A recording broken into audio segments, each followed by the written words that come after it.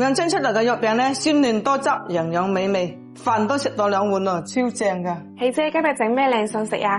今日做個香菇蒸肉餅。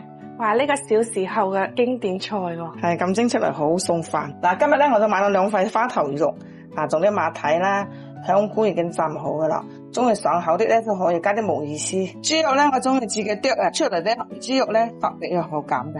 呢啲豬肉剁好咧，而家就加埋呢啲木耳粒，仲有冬菇粒、馬蹄粒一齊加埋落嚟。嗱，依家咧就調個味，1圈蠔油，1盒豉油，1小盒鹽，少少糖調個味，1盒生粉，加上稍微撈均勻佢。嗱，攪嗰時咧要同一個方向嚟攪下，就容易起膠啊！依家攪個起膠咧，就攞嚟撻幾下佢。點解要撻下佢嘅？